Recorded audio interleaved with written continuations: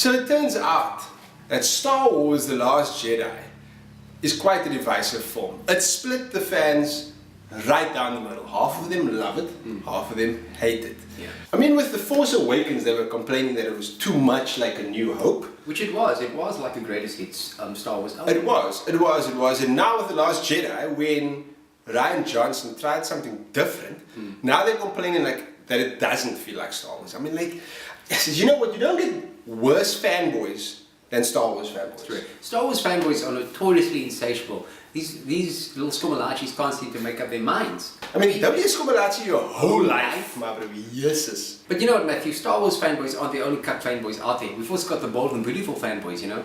Those scomalachis, you know, one saying, well, you know, maybe Brooke should be with Reach, maybe Brooke should be with Thorn, and maybe Brooke. And there's that small faction saying maybe Brooke should start lying the talk again.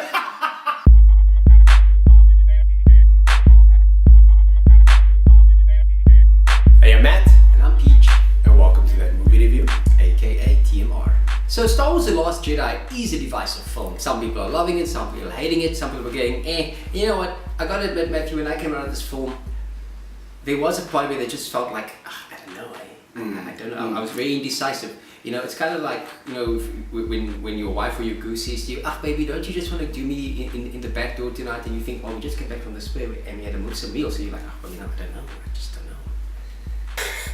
I wholeheartedly agree, PJ. I also came out, overall, I'm just going to get it out there, I love this film. Same, yeah.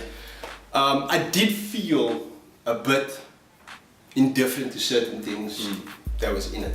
A lot of it was Star Wars. Yeah. And what you love about, you know, the series. And then there was some stuff that I was like, does this have to be in here? I mean, is this the direction you want to take it, really? And there were some questionable things. There was some questionable things in here. The Last Jedi's got brilliant production values. It's a visually stunning film.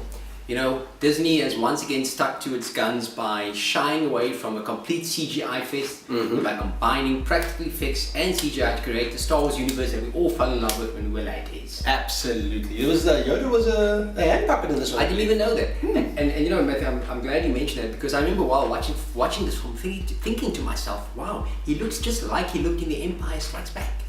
The director, Rian Johnson, you can see why Disney has chosen him to helm this Star Wars film and to helm the new trilogy, from what I understand. Yeah. He's a visionary, and you know what he's done is he has stuck to the Star Wars skeletal structure while, you know, putting on his own muscle fibers and meaty parts, so to speak. So he has given us something new, while at the same time still harking back to the traditional elements that have all made us Star Wars fans.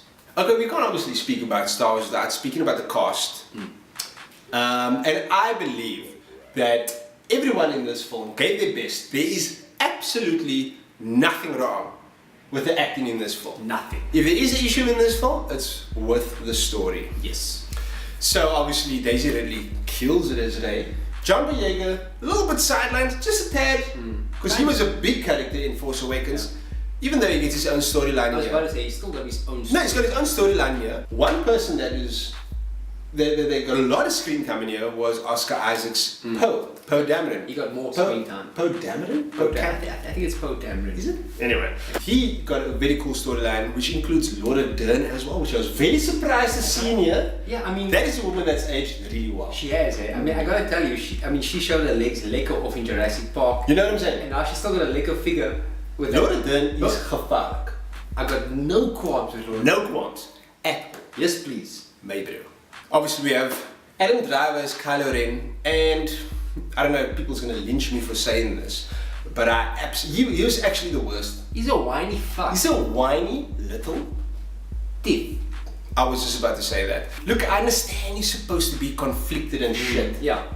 And there was a very cool dynamic between him and Rey, and I'm not gonna say what they have going on between the two of them, but that part of the film is really cool. That's true. And that's what I like, but come on, man. Like, if you're gonna build this oak up to be the bad guy, do a better job. Stop making him a bitch. Yeah. And obviously, this is Carrie Fisher's last film, R.I.P. Carrie Fisher, who absolutely kills it as Leia Organa. She's brilliant. While she was very Leia-ish in the previous films, one thing, if you ever follow Carrie Fisher in social media or just like in interviews and stuff, you know she's quite loopy actually, and she's pretty out there, and she brings a lot of Carrie Fisher to this role, which I absolutely love. Matthew, and now for the main deal.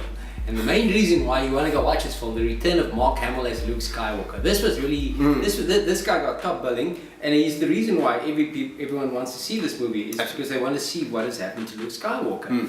And Mark Hamill brings it. You know, any Star Wars film wouldn't be complete if it didn't have, any sort of like this, this cute creatures or anything. I mean, Return of the Jedi had the Ewoks. Yes. Episode 1 had Jar Jar Binks. Actually, wait, forget about that.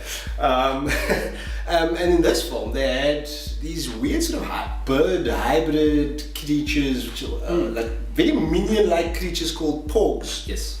And they were quite cute, but a lot of the humor was between these porgs and Chewie. Yeah. It's kind of funny, but they're freak cute, and a lot of people are gonna love these little dudes. It's once again the Star Wars marketing machine hard at work. Yeah, no, there's merchandising, bro. Yeah. There's gonna be some toys. Oh, some fluffy fucking toys that's gonna come out of this guy. I mean, they know what they. It's gonna be some sick guy's gonna pump that fucking fluffy toy of us. There's always that one sick. Oh, my bro. And Matthew, it is that time where we tell the 3 people who watch the show what we thought. Cool. You wanna go first? Must I go first? You wanna go first? Me? You? Me? Well, I'm gonna be quicker than you, so I'll go first. Boys and girls, The Last Jedi is an uneven film. It's got great moments of sheer Star Wars joy, coupled with moments where you might think to yourself, what the fuck is going on here?